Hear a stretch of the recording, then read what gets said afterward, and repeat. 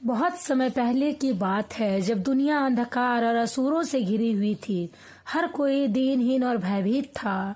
एक ऐसी देवी का जन्म हुआ जिसके चेहरे को कोई देख नहीं पाया।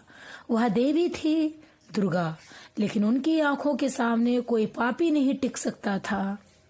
दुर्गा, जो न केवल शक्ति की प्रतीक थी बल्कि उनके अस्तित्व में एक रहस्य था। उसका चेहरा कभी किसी ने नहीं देखा। वह देवी इतनी शक्तिशाली थी कि उन्होंने खुद को केवल एक आभा, एक महिमा के रूप में प्रस्तुत किया था।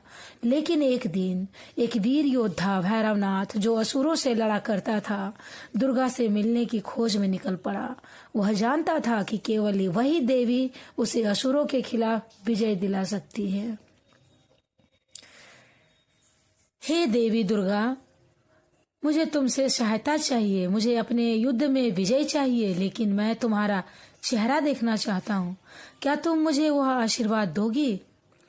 गांभीर्य और शक्ति के साथ देवी दुर्गा ने वायु की तरफ अपने उत्तर को भेजा। एक आवाज आई जो सीधे भैरवनाथ में गूंजी।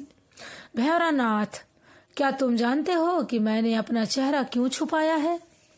मेरा चेहरा केवल उन आत्माओं के लिए है जो अपने हृदय को सच्चाई से भरकर मेरे दर्शन चाहते हैं।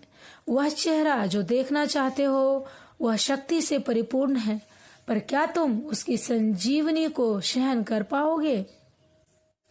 भैरवनाथ ने देवी के उत्तर को समझा।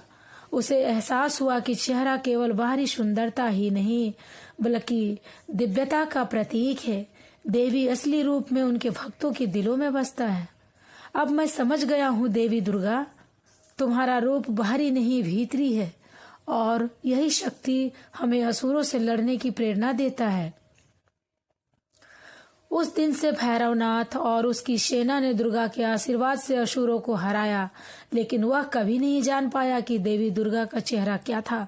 उन्होंने सीखा कि देवत्व केवल आंखों से नहीं, हृदय से देखा जाता है, और इस प्रकार दुर्गा का चेहरा आज भी अनदेखा और रहस्य है, क्योंकि असली दिव्यता वही है जो हमें केवल अपनी आस्था हृदय में दिखाई देती है।